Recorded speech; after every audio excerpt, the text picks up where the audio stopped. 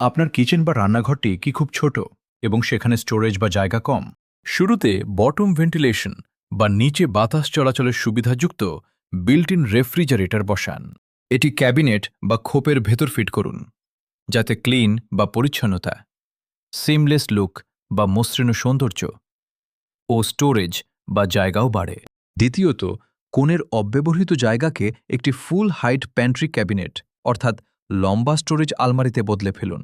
কম ব্যবহৃত সরঞ্জাম উপরের শেলফস বা তাকে রাখুন এবং নিচের ক্যাবিনেটস বা আলমারিতে কুকিং ইউটেন্সিলস বা বাসনপত্র, ফুড সাপ্লাইজ ও কিচেন এসেনশিয়ালস বা প্রয়োজনীয় জিনিস গুছিয়ে রাখুন।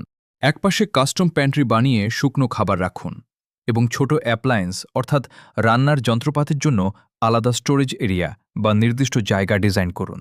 ক্যাবিনেটের পাশের সরু গ্যাপ বা ফাঁকা জায়গাটি কাজে লাগাতে 15 সেন্টিমিটারের স্লিম পুল আউট ক্যাবিনেট অর্থাৎ সরু ড্রয়ার লাগান এবং নিচে হুইলস বা চাকা দিন, যাতে সেটি টেনে সহজে বের করা যায়। তৃতীয়ত, প্যান্ট্রি এরিয়া বা স্টোররুমটি বাড়িয়ে মাল্টি ফাংশনাল কাউন্টার বা বহুমুখী টেবিল বানান। একপাশে স্ন্যাক্স ও ড্রাই গুডস অর্থাৎ শুকনো খাবার সাজান এবং অন্য পাশে চা বা বেভারেজ অর্থাৎ পানীয়র সেকশন রাখুন।